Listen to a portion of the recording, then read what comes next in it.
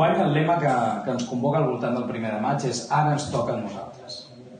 Volem més igualtat, millor ocupació, salaris més alts i pensions dignes. I és que la crisi se'n va endur per endavant o va acabar d'endur-se per endavant el que nosaltres anomenem pacte social.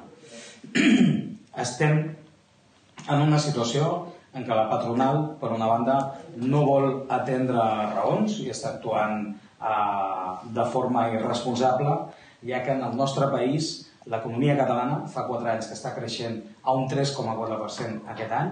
Les previsions són l'any passat, les previsions és que tanquem vora del 3% el 2018. Ja hi ha més empreses amb beneficis que abans de la crisi i els dividends repartits es troben en màxims. En el conjunt de l'estat espanyol supera el 30% del repartiment de la riquesa als dividends. I en el cas dels salaris no supera l'1,25% i, com bé sabeu, en el cas de les pensions el 0,25%. Tenir feina no està protegint del risc de pobresa. Per primera vegada, des que tenim democràcia, en el nostre país, la gent, el treballar no li significa sortir de la pobresa. I, de fet, 390.000 persones ocupades són pobres. A més, la reforma laboral, que no ha estat derogada, continua provocant que 9 de cada 10 contractes siguin temporals, que la rotació laboral entre la temporal i la indefinida hagi augmentat, que la contractació de temps parcial, majoritàriament involuntària, que la gent no vol treballar a poques hores, vol treballar totes les hores per guanyar-se la vida bé, ha guanyat pes en aquests anys. El 74% d'aquesta ocupació parcial involuntària, a més, és per les dones, que és una de les grans culpables de la bretxa salarial. La major part de l'ocupació generada s'ubica en activitats de baix contingut tecnològic i només el 9% recau en la indústria i els serveis de contingut tecnològic mitjà i alt.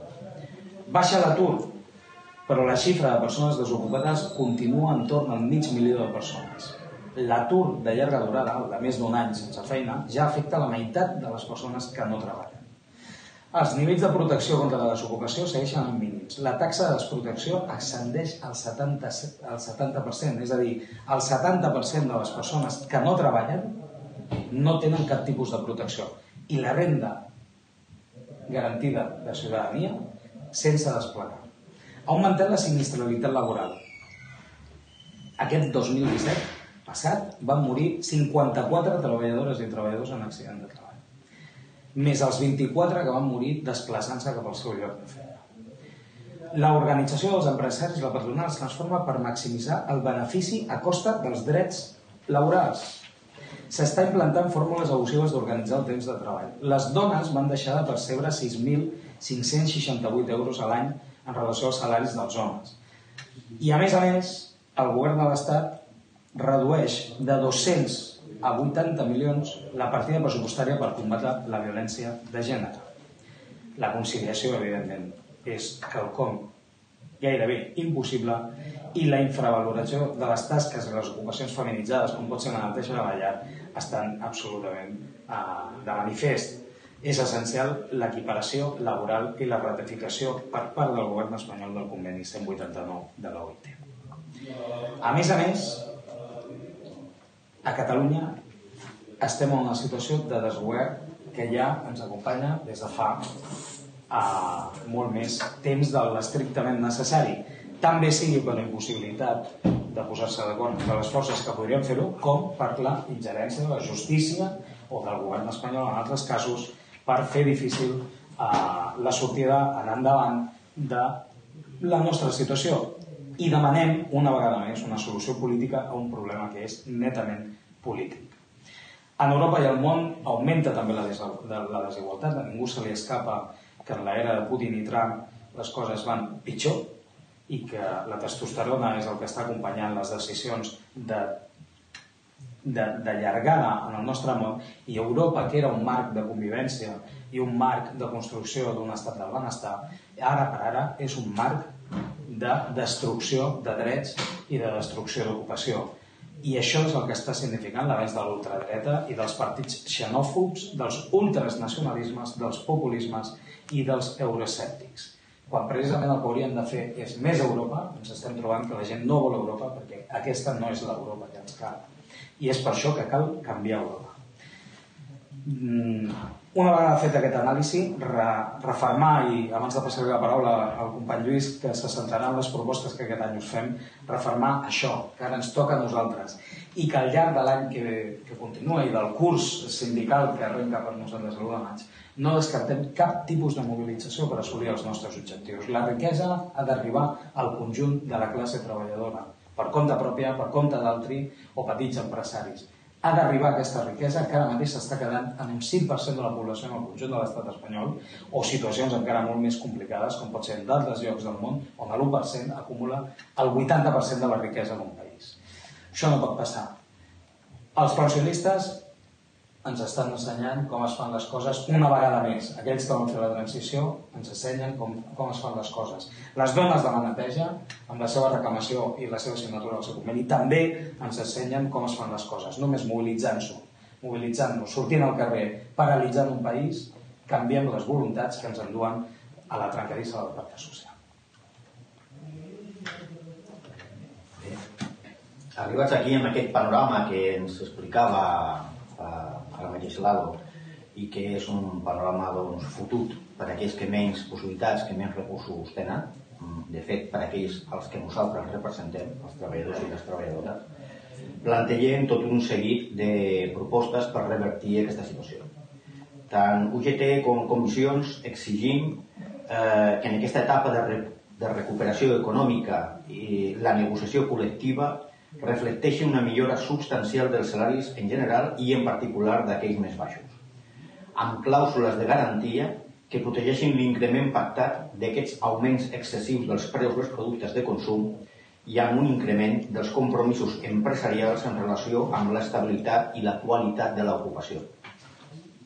Creiem que és urgent redistribuir la riquesa per reduir la bretxa de la desigualtat i afavorir que col·lectius com les dones o els joves puguin millorar el seu poder adquisitiu, col·lectius avui dels més perjudicats. Comissions Obreres i UGT considerem imprescindible derogar els aspectes regressius de les reformes laborals.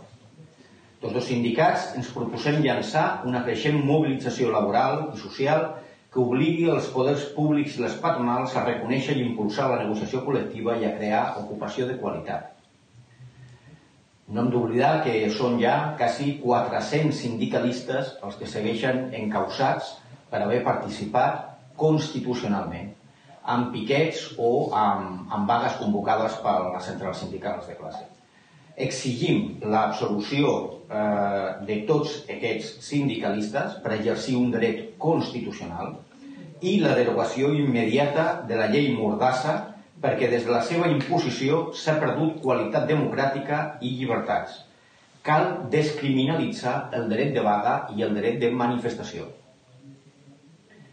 Per una altra banda, tal com ens comentava l'Alo abans, les institucions són necessàries. Reclamem la urgent constitució d'un govern en la Generalitat de Catalunya. S'han de garantir els drets i per això emplacem a les institucions i organitzacions polítiques i socials a establir ponts d'entesa des del respecte a la diversitat i la pluralitat de la societat catalana. Comissions Obreres i UGT considerem que els pressupostos generals de l'Estat per al 2018, amb els quals el govern s'esforça donant aparença social, aprofundeixen en les mateixes polítiques regressives i no contribueixen a repartir la riquesa ni aposten per un canvi productiu.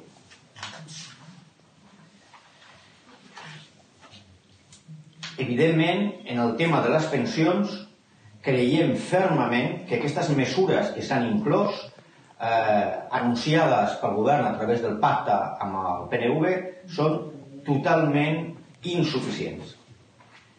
Creiem indispensable treure del càlcul de les pensions en un futur i per sempre la fórmula que condiciona l'edat de perspectiva de vida al càlcul de les pensions.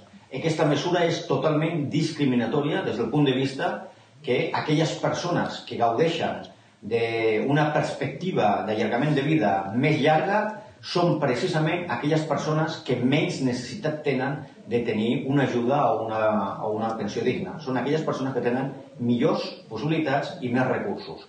En canvi, aquelles persones que no arriben, ni de lluny, a aquesta perspectiva de llargada de vida, són aquelles persones que tenen menys recursos i que estan en una situació més precària. Per tant, aquesta mesura seria totalment discriminatòria i favoriria només aquells que més tenen en detriment d'aquells que més ho necessiten. També voldríem fer la nostra indignació per les limitacions a la llibertat que s'estan imposant al nostre país.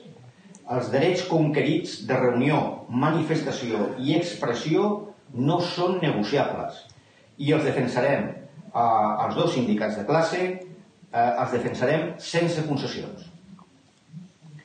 Jo crec que fins aquí el resum de les propostes que fem, són més i més extenses, jo crec que ara no és qüestió d'allargar-se, deixaria aquí en quant a les propostes. Sí m'agradaria fer, com ha fet el company Lalo de Comissions Obreres, una crida a la participació en aquest 1 de maig. Aquest 1 de maig hem d'omplir el carrer. Hem d'omplir el carrer per mostrar la indignació davant de tota aquesta situació.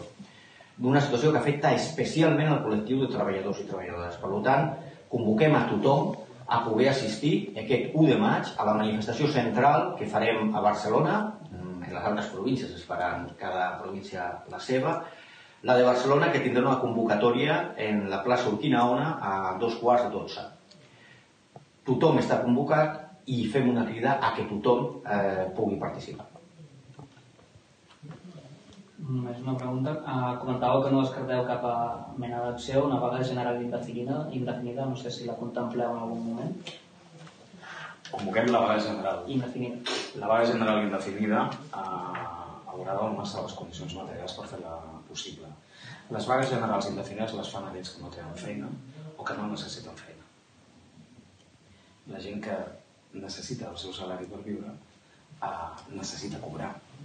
Aleshores, les mesures de protesta que s'hagin de fer són aquelles que siguin sostenibles.